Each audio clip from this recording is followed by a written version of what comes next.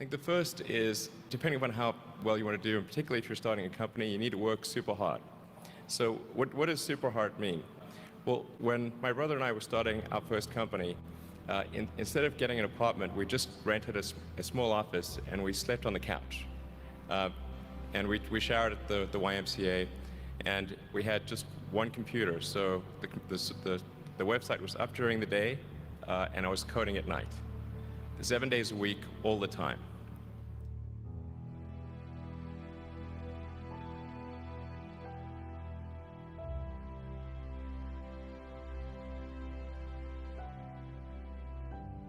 Work hard like every waking hour. That's the thing I would say particularly if you're starting a company.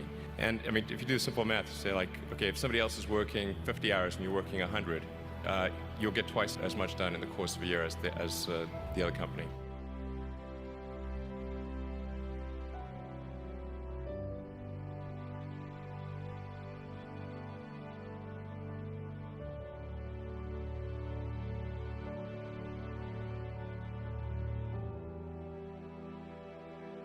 I think too is you got to make sure that whatever you're doing is a great product or service. It has to be really great. And I go back to what I was saying earlier, where if you're a new company, I mean, unless it's like some new industry or new market if it's an untapped market, then you have more ability the standard is lower for your product or service. But if you're entering anything where there's an existing marketplace against large entrenched competitors, then your product or service needs to be much better than theirs. It can't be a little bit better, because then you put yourself in the shoes of the consumer and they say, why would you buy it as a consumer? You're always going to buy the trusted brand unless there's a big difference.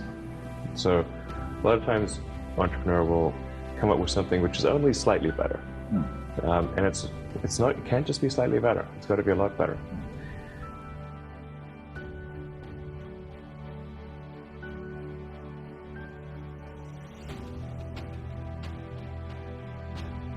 The other thing I'd say is that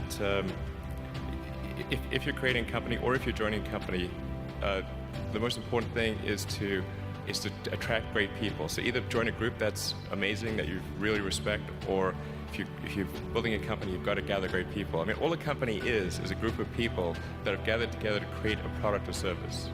And so depending upon how talented and hardworking that group is, and the degree to which they are focused cohesively in a good direction, that will determine the success of the company. So do everything you can to gather great people if you're creating a company.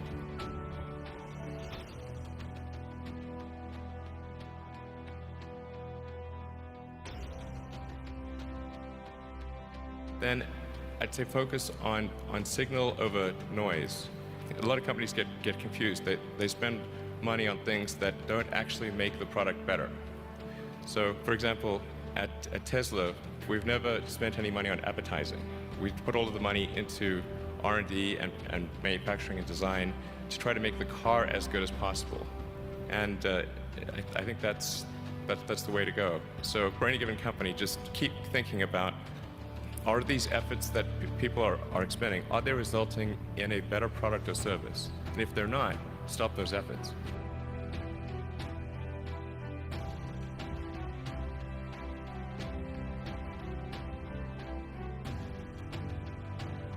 And then I think that the final thing I would encourage you to do is, now is the time to take risk. You don't have, you don't have kids, but as you get older, your obligations increase. And once you have a family, you start taking risk not just for yourself, but for your family as well. It gets much harder to do things that might not work out.